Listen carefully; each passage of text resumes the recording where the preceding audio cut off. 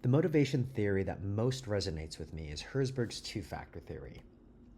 Herzberg argues that things like salary and safety are just hygiene factors. They stop you from being miserable, but they don't motivate you.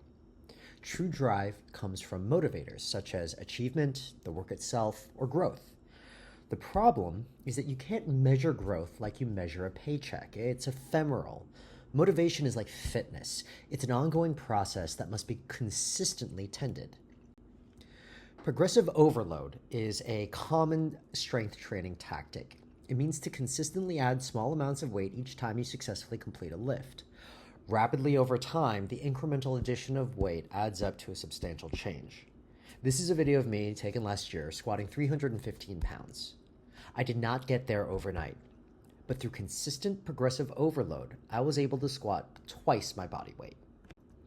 That success inspired me to develop progressive motivation, or PROMO. Just as I built my squat from the bar to 315 pounds through progressive overload, I fragment my work, motivators, into small, heavy reps. I don't try to finish a massive project in a day. I define achievement as 15 minutes of intense, focused work. When the timer hits 0, I have achieved success. I treat psychological growth exactly like muscle growth. This is how Herzberg's motivators guide my behavior. So, why is this method so effective for me? Does this work because the theory is perfect or because of who I am? I think my experience and modest success with progressive overload gives me the confidence to trust in the process. I also think that my personality, specifically my higher scores on conscientiousness and imagination or openness to new experiences, position me well for this strategy.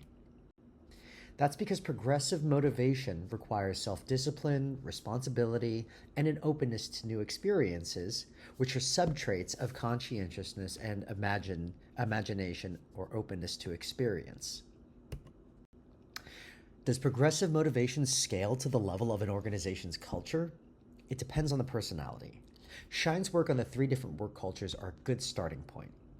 As long as the hygiene factors are met, I think that operators are excellent candidates for incremental success strategies because operators value people and teamwork. A strategy that focuses on the individual's growth would be very attractive to them. I also think engineers would find this process engaging because the systematic nature of PROMO aligns with their technical and organized nature. Because executives are most concerned with financial success, I think they would be least interested in this process because it is methodical and human-centered. As the frogs versus grass case study demonstrated, it seems that executives tend to be allergic to processes that are methodical and human-centered. Thank you.